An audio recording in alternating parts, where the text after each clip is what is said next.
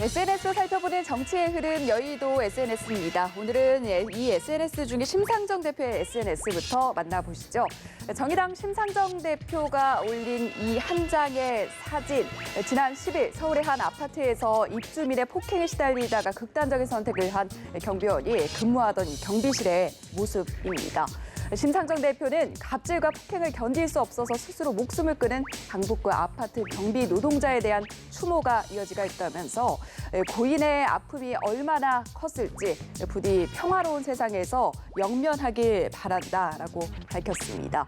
그러면서 경비 노동자들은 간쓸게 모두 빼고 출근한다면서 자조하기도 한다. 대체로 나이가 많은 분들이다 보니 손주 같은 주민의 갑질에 상처를 더 크게 입었을 거라고 얘기하면서 이제는 선의와 미담을 넘어서 근로감독관 직무 규정 시행과 근로기준법 적용이 필요하다라고 촉구를 했습니다.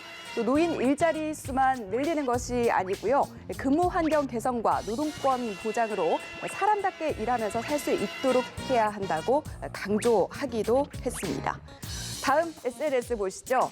노웅래 더불어민주당 의원의 SNS로 와봤는데요. 긴급 재난지원금 신청과 지급이 시작됐다면서 소비냐 기부냐 헷갈린다는 일부 언론의 보도가 있다라고 밝히면서 긴급 재난지원금은 지역사회 살리자고 지급하는 것이고 또 국가 재정을 생각한 기부도 애국이다라고 밝혔습니다.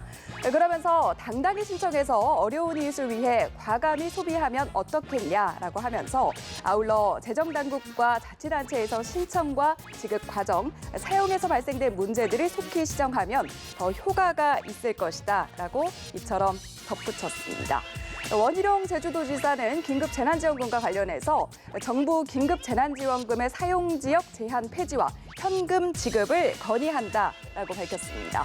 지급처와 사용 방법 때문에 불편을 호소하는 국민들이 많다고 밝혔는데요. 3월 29일 기준 현재 세대주의 주민등록상 주소지에 따라서 관할 시도에서만 지원금이 사용 가능하다. 3월 29일 이후에 이사해서 주소지가 바뀐 사람들은 당황스럽기만 하다라고 얘기를 하면서 아울러 코로나19 경제 위기로 생계 위협을 받는 국민들에게는 현금 지원이 더 효과적이라고 설명했습니다. 끝으로 국민을 위한 지원금은 모두 편리하게 사용할 수 있어야 된다고 강조했습니다. 지금까지 여의도 SNS였습니다.